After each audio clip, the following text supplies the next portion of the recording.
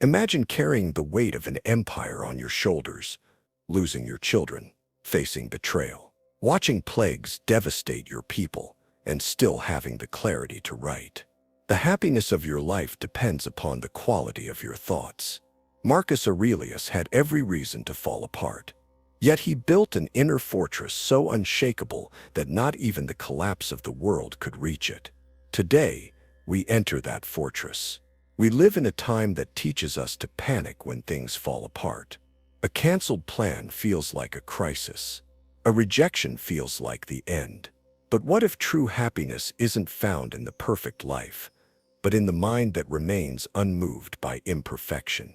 Marcus Aurelius, the last of the 5 good emperors, led not from ambition but from philosophy. He wrote not for glory, but to survive. Emotionally, mentally, spiritually. His words were never meant for us, and that's what makes them even more powerful. They were reminders to himself, in the darkest of times, that joy is possible, that pain can be endured, that serenity is a choice. Let's walk with him through fire and come out stronger. Marcus Aurelius did not seek the throne. The throne sought him, and when it arrived, it brought with it not glory, but burden, war, betrayal, plague, the death of children, and a collapsing empire.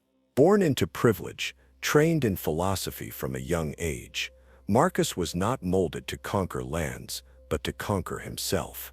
His teachers, Rusticus, Fronto, and the Stoic writings of Epictetus taught him one core idea, that true strength lies not in domination but in self-mastery.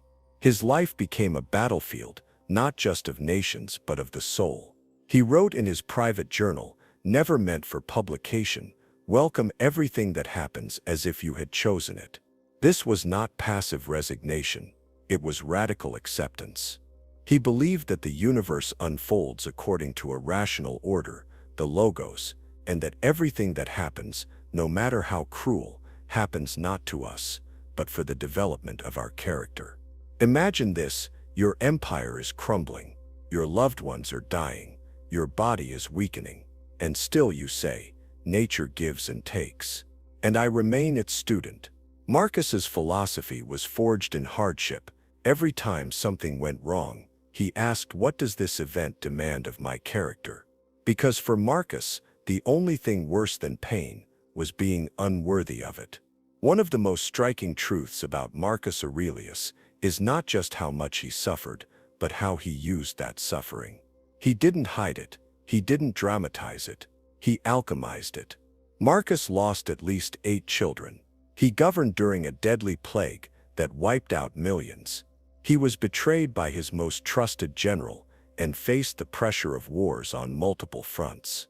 And yet he wrote, "If it's endurable, endure it. If it's not, it will end." This wasn't a call to stoic numbness, it was a call to courageous engagement.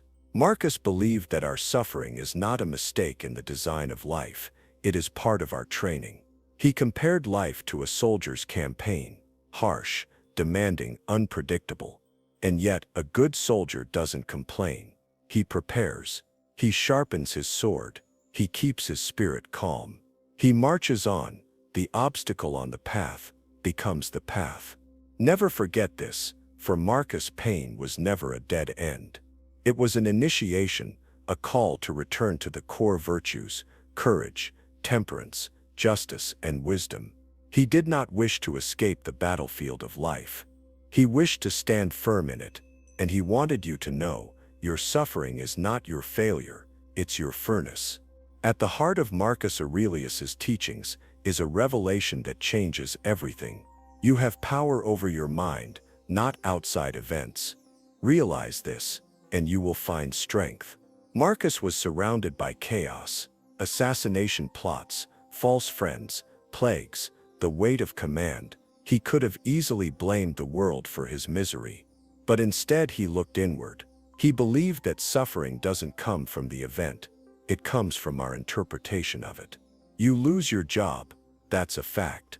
But saying, "I'm worthless now," is a judgment. You're rejected in love. That hurts. But saying, "No one will ever love me again," is a judgment. Marcus called on himself and us to separate what happens from what we say about what happens. This clarity is liberation, because while you may not control the storm, you always control how you hold the sail. He wrote, "Things themselves don't hurt us. It is our opinions about them that is the stoic superpower, the ability to pause, to reflect, and to respond with virtue instead of reflex. Your suffering may be real, but the despair, that's optional."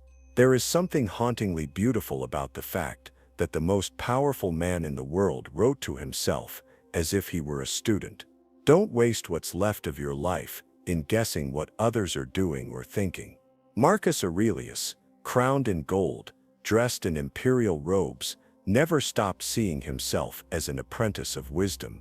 He didn't trust the applause. He feared the poison of pride. And so, every night, he sat down, not to plan conquests, but to conquer his own mind. He asked himself, was I just today? Was I patient? Did I act according to nature? This habit of reflection wasn't vanity, it was armor. Because for Marcus, power wasn't external. It was moral clarity, authority over the self. He warned against distraction, against excess, against the disease of needing praise. He knew that if your happiness depends on validation, you are forever a slave. Don't strive to be celebrated. Strive to be worthy of your own respect. Even as emperor, he practiced simplicity, ate modest meals, wore plain clothes, endured physical pain with serenity. Why? Because he wanted his spirit to be strong, in case the world turned cruel. And it did. But Marcus never stopped writing, never stopped thinking, never stopped being a disciple of virtue. And in that, he became eternal. If this message resonates with you, not as motivation but as a form of inner clarity, consider subscribing. Here we don't chase trends, we chase virtue. Join the journey toward wisdom, one reflection at a time. Marcus Aurelius taught us something that modern life has forgotten. You don't need a perfect world to feel peace. You need a trained mind. When everything falls apart, jobs, relationships, dreams, your soul doesn't have to collapse with it. You can begin to live a good life right now. Let go of distraction, let go of fear. That is your true power to stay rooted in character when everything else is swept away. This isn't about pretending to be fine. It's about choosing to be firm. It's about turning adversity into instruction and pain into polish. One day, Marcus Aurelius sat in a cold military camp. The empire was at war. His body was weak, his heart grieving. And still he wrote, "Look well into thyself. There is a source of strength which will always spring up if thou wilt always look." You have that same source. It's not in the world, it's in you. The Stoics didn't promise a painless life. They offered something deeper, the ability to remain unshaken, to be happy, even when all else fails. If you want to continue this path with us, subscribe.